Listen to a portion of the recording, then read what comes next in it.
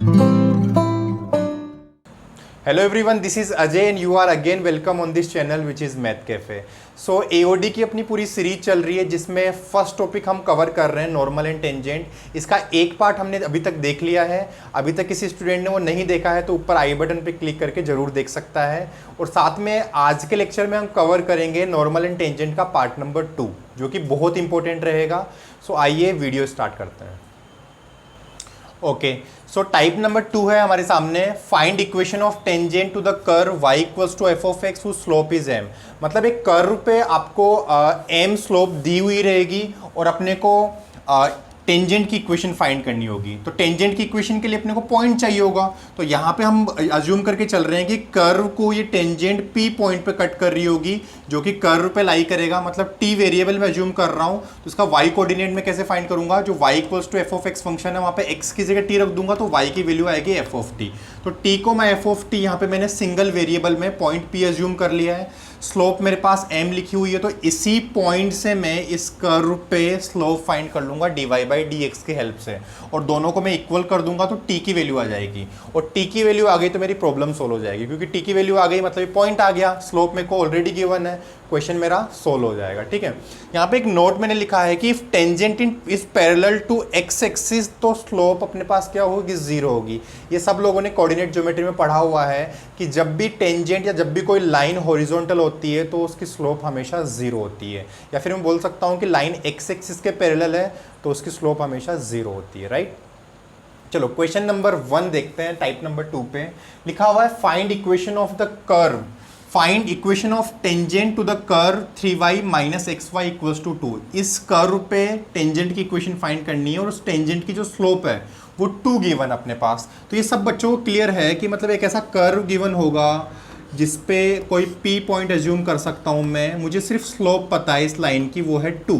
तो p point assume कर लेता हूँ मैं एक वेरिएबल की पॉइंट में, तो इसको मैं y equals to F of X की फॉर्म में लिख लेता हूँ। ये लिखा हुआ है 3y माइनस में X Y equals to 2, Y common ले लेता हूँ तो बनेगा 3 माइनस एक्स इक्वल्स टू 2। तो यहाँ से जो y बनेगा अपने पास वो मिल जाएगा अपने को 2 अपॉन में 3 माइनस एक्स। ये सब बच्चों को क्लियर है। तो y की वैल्यू 2 अपॉन 3 माइनस एक्स, ये अपने पास कर्व की इक्वेशन लिखी हुई। तो इस पर कोई वेरिएबल पॉइंट अज्यूम करना हो तो मैं x की वैल्यू t पुट करूंगा तो इससे करस्पॉन्डिंग y कितना आएगा, 2 अपॉन 3 माइनस टी, 2 अपॉन में 3 माइनस टी। ये भी क्लियर है, p पॉइंट अज्यूम हो गया है। अच्छा, अगर सिर्फ t की वैल्यू आ गई ना मेरे पास तो ये पॉइंट आ जाएगा ना, क्योंकि t पे डिपेंडेंट है सिर्फ, और पॉइंट आ गया, स्लोप दी हुई है तो टेंजेंट की इक्वेशन आ जाएगी। देखिए यहाँ पे मैं क्या करता हूँ कि स्लोप मुझे गिवन है, एक स्लोप में फाइंड कर लेता हूँ dy बाई डी एक्स की हेल्प से। तो dy बाई डी एक्स में फाइंड करूंगा, कितना आएगा, 1 अपॉन एक्स का होता है माइनस 1 अपॉन एक्स स्क्वायर, तो माइनस में 2 upon 3 minus X whole square, फिर चेन रूल से 3 माइनस एक्स का डिफरेंशिएशन करूंगा तो वो आएगा माइनस में 1। तो ओवरऑल इसको लिख देता हूं मैं 2 upon 3 minus X whole square. ये क्लियर है सब बच्चों को। तो dy बाई डी एक्स मुझे ये लिखा हुआ है और यही dy बाई डी एक्स किसके इक्वल है, 2 के इक्वल है। तो यहाँ पे मैं इसको इक्वल्स टू 2 भी लिख देता हूँ। सो 2 से 2 कैंसिल हो गया और यहाँ से मिलेगा आपको 3 माइनस एक्स का जो स्क्वायर है वो 1 के इक्वल मिलेगा। मतलब 3 माइनस एक्स की वैल्यू आएगी प्लस माइनस 1। अगर मैं प्लस साइन चूज करता हूँ तो 3 minus X equals two plus 1, तो x इक्वल्स टू आएगा अपने पास 2। अगर मैं माइनस साइन चूज करता हूँ तो 3 minus X equals to minus 1, तो x इक्वल्स टू आएगा अपने पास 4। ये सबको क्लियर एकदम, ठीक है। चलो, तो x की वैल्यू मेरे पास 2 मिल रही है, x इक्वल्स टू 2 भी हो सकता है, x इक्वल्स टू 4 भी हो सकता है। मतलब ये x की वैल्यू नहीं, एक्चुअली में t पे फाइंड करना था तो मैं t की वैल्यू बोल देता हूँ ना। dy बाई डी एक्स एक पॉइंट p फाइंड कर लेता हूँ, तो जहाँ जहाँ पे x होगा वहाँ पे t पुट कर देता हूँ। तो ये 3 माइनस टी है बेसिकली, तो यहाँ पे मैं t पुट कर देता हूँ और ये मेरे पास t की 2 वैल्यूज़ आई है। t की वैल्यू 2 हो सकती है और t की वैल्यू मेरे पास 4 हो सकती है। तो t की वैल्यू 2 के करस्पॉन्डिंग पॉइंट क्या होगा, पॉइंट हो जाएगा मेरे पास, t की वैल्यू 2 को पुट कर देता हूँ, 2 अपॉन में 3 माइनस 2, तो 2 कोमा ये कितना बन जाएगा, 1 बन जाएगा। और सेकंड पॉइंट मेरे पास p डैश बोल देता हूँ, 4 के करस्पॉन्डिंग कितना आएगा, 4 कोमा 2 अपॉन 3 माइनस 4, तो 4 कोमा ये कितना बन जाएगा, माइनस 2। तो p के जो p पॉइंट है वो इस कंडीशन मतलब स्लोप इक्वल्स टू 2 के करस्पॉन्डिंग मेरे पास 2 पॉइंट आ रहे हैं, दोनों केसेस में स्लोप अपने पास 2 है, तो मैं टेंजेंट की इक्वेशन इजीली फाइंड कर सकता हूँ। तो यहाँ पे भी स्लोप में ले लेता हूँ 2 और यहाँ पे भी मैं स्लोप ले लेता हूँ 2। तो यहाँ से इक्वेशन डायरेक्ट बता सकते हो आप, y minus Y one equals to M X minus X one से, y minus Y one equals to M X minus X one. तो ये कितना बनेगा 2x माइनस में y, यहाँ पे -2 और यहाँ पे आके बनेगा अपने पास माइनस में 1 इक्वल्स टू 0। एक इक्वेशन ये मिल रही है अपने को।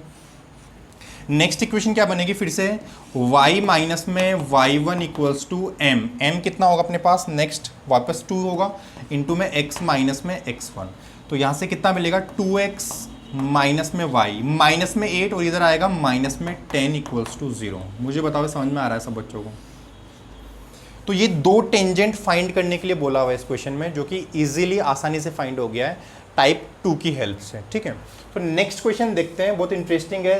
AIEEE 2010 में पूछा हुआ है, जिसके थ्रू NITs में बच्चे एडमिशन लेते हैं। अभी JEE मेंस के नाम से हम लोग जानते हैं इसको, तो हम लोग बोल सकते हैं कि JEE मेंस 2010 में पूछा हुआ क्वेश्चन है। पढ़ते हम लोग क्या है, देखिए equation of tangent to the curve की इक्वेशन लिखी हुई है, x प्लस में 4 अपॉन में X square that is parallel to the x axis, है ना। सो मुझे फिर से टेंजेंट की इक्वेशन फाइंड करनी है, जो टेंजेंट की स्लोप अपने को इनडायरेक्टली गिवन है। मैंने इसमें बोल रखा है कि जो टेंजेंट है वो पैरेलल है x एक्सिस के। मैंने एक बात बता रखी है कि टेंजेंट जब भी x एक्सिस के पैरेलल होगी तो स्लोप अपने को इनडायरेक्टली क्या हम लोग अज्यूम करेंगे, m इक्वल्स टू 0। तो m equals to 0 slope indirectly दी हुई है मुझे। तो ऐसा एक कर्व बना देता हूँ मैं, ये कोई कर्व होगा, इसके किसी भी पॉइंट P पे मुझे स्लोप फाइंड करनी है, सॉरी टेंजेंट फाइंड करनी है, जिसकी स्लोप अपने को गिवन है 0। क्लियर है बात। तो मैं क्या करूंगा, पॉइंट P वेरिएबल फॉर्म में अज्यूम करूंगा t की फॉर्म में। तो अगर मैं इसको x की वैल्यू t पुट करता हूं तो y कितना आएगा, t प्लस में 4 अपॉन में t स्क्वायर। ये क्लियर है, मतलब t अपने को फाइंड हो गया, स्लोप अपने पास फाइंड है, पॉइंट फाइंड हो जाएगा, अपन इक्वेशन इजीली फाइंड कर सकते हैं, ठीक है। तो देखिए यहाँ पे मैं क्या करता हूँ, स्लोप अपने को गिवन है, y जो फंक्शन है वहां से dy बाई dx निकाल लूंगा, वो भी स्लोप होगी, दोनों को इक्वल कर दूंगा, ठीक है। सो देखो y इक्वल्स टू ये गिवन है, तो dy बाई dx यहाँ पे कितना होगा, देखो x का डिफ्रेंशिएशन होगा 1 और ये ऊपर x पावर -2 आएगा, तो 4 इंटू में ये बनेगा -2 अपॉन में x क्यूब, ठीक है। तो मुझे फाइंड करना है dy बाई dx 8 पॉइंट, किस पे फाइंड करना है मुझे, 8 पॉइंट P पे फाइंड करना है। तो P के लिए क्या करूंगा, जहां जहां पे भी x है वहां पे मैं T पुट कर दूंगा। ये बात सबको क्लियर है, ठीक है।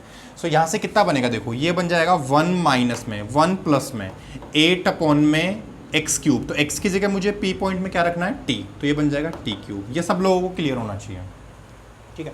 और इसी dy बाई dx की वैल्यू कितनी दी हुई है क्वेश्चन में, 0 दी हुई है, तो इसको मैं 0 के इक्वल पुट कर देता हूँ, इसको सोल्व कर लेता हूँ। ये कितना बनेगा यहाँ से 1 प्लस में 8 ये बन जाएगा, तो 8 अपॉन में t क्यूब की वैल्यू आएगी -1। सो यहाँ से कितना मिलेगा अपने को, t क्यूब इक्वल्स टू बनेगा -8। सबको पता है कि t इक्वल्स टू आएगा -2, ठीक है। t की वैल्यू -2 आ गई, तो क्या मुझे पॉइंट मिल गया, क्या इससे करस्पॉन्डिंग पॉइंट बिल्कुल मिलेगा। सो पॉइंट P क्या होगा, -2 कोमा, यहाँ से देखो -2 प्लस में 4 अपॉन में 4, तो -2 प्लस में ये कितना बनेगा 1, तो कितना आएगा -1।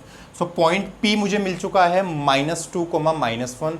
सो मुझे पूछा हुआ था कि स्लोप 0 है, पॉइंट ये है, तो इक्वेशन इजीली फाइंड कर सकता हूँ मैं। कैसे करूँगा, y minus Y one equals to m x minus में x1। तो यहाँ से कितना मिलेगा, y, ये पूरा 0 बना देगा, y इक्वल्स टू -1। तो ये मेरा क्या है, करेक्ट आंसर है, जो कि AIEEE 2010 में पूछा हुआ है। बहुत प्यारा सा क्वेश्चन है, बहुत इजी सा क्वेश्चन है, जो कि टाइप नंबर 2 पे बेस्ड है, ठीक है। सो वीडियो को पॉज करिए और नोट्स नोट करिए। नेक्स्ट आगे के क्वेश्चन हम लोग देखते हैं।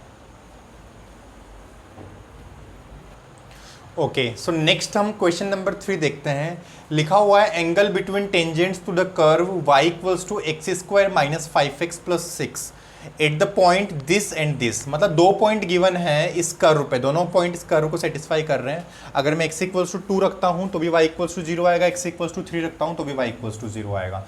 तो दोनों पॉइंट पे टेंजेंट में ड्रॉ करूंगा, उनके बीच में एंगल फाइंड करना है। देखो इसको कैसे सॉल्व करेंगे हम लोग। मैं ऐसा बोल देता हूँ कि कोई पैराबोलिक ऐसा कर्व होगा जहाँ पे 2 पॉइंट गिवन अपने पास, एक पॉइंट है 2,0 और दूसरा पॉइंट है, एग्जैक्ट ग्राफ की अपने को ज़रूरत नहीं है, दूसरा पॉइंट है 3,0। सो यहाँ पे मैं टेंजेंट ड्रॉ करता हूँ और 3,0 पे मैं टेंजेंट ड्रॉ करता हूँ, तो दोनों टेंजेंट किस एंगल पे इंक्लाइंड होगी ये अपने को फाइंड करना है, मतलब थीटा की वैल्यू अपने को फाइंड करना है। ये अपना क्वेश्चन सब बच्चों को क्लियर होगा अभी।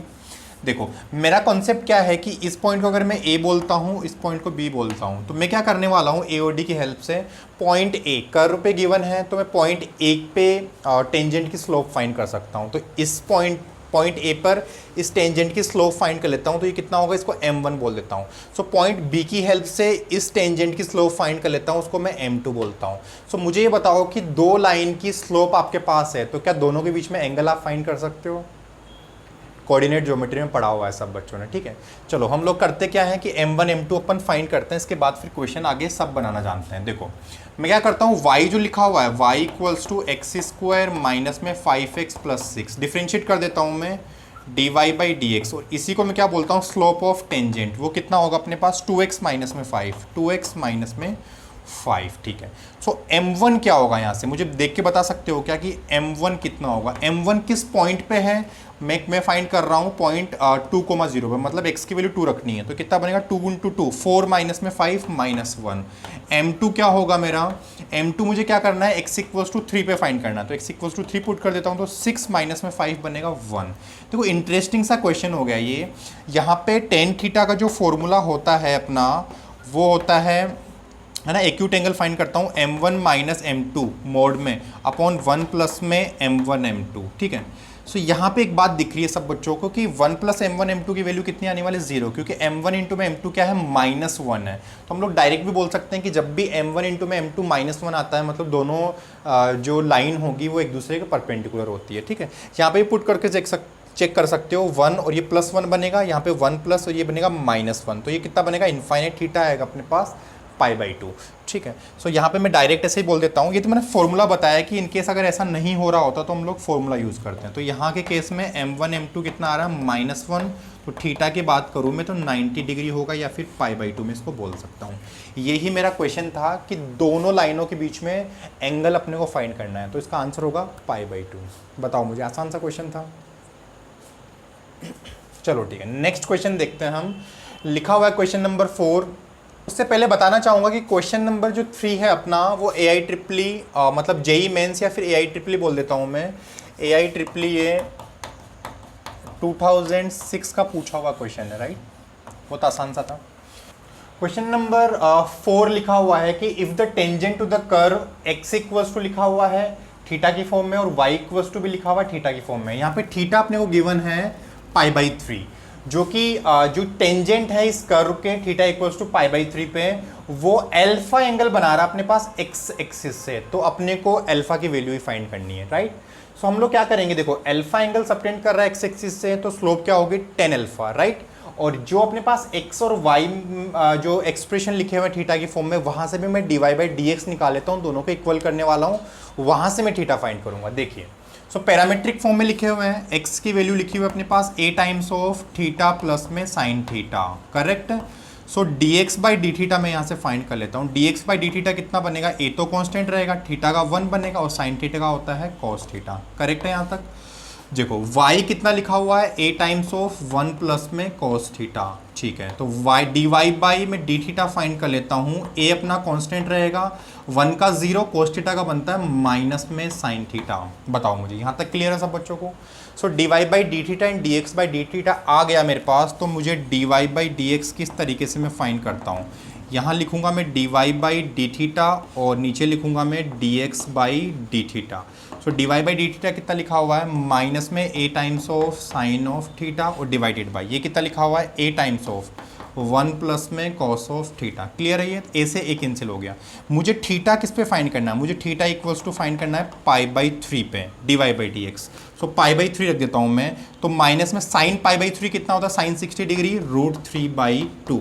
नीचे कितना होगा, cos π/3 होगा 1/2, 1/2 प्लस में 1 बनेगा 3/2, तो ये कैंसिल हो गया यहाँ से। और इसी की वैल्यू किसके इक्वल आएगी, tan अल्फा के इक्वल, राइट। tan अल्फा अभी मैंने बताया कि अल्फा एंगल अगर x एक्सिस से सबटेंड कर रहा है तो स्लोप क्या होगी, tan अल्फा, और dy बाई डी एक्स के इक्वल रख देता हूँ मैं tan अल्फा, और इक्वल्स टू कितना बनेगा, ये कैंसिल हो गया, माइनस में 1/√3। बताओ क्लियर है यहाँ तक। और माइनस में 1/√3 को, सॉरी 1/√3 को मैं क्या बोल सकता हूँ, tan alpha equals to minus में इसको मैं बोल सकता हूँ पाई में 6, ठीक है। सो मुझे देखो ये माइनस डायरेक्ट भी पुट कर सकता हूँ, ऐसा कल भी मैंने क्वेश्चन करवाया था, राइट। सो माइनस अंदर पुट कर दूंगा तो माइनस पाई/6 आएगा, लेकिन अल्फा की वैल्यू नेगेटिव नहीं चाहिए मुझे, 0 से पाई के बीच में चाहिए, राइट, फर्स्ट और सेकंड क्वाड्रेंट में। तो मैं टेन ऑफ अल्फा को लिख देता हूँ टेन ऑफ पाई माइनस की फॉर्म में लिख दूं मैं, कल भी ऐसा किया था, पाई माइनस पाई/6।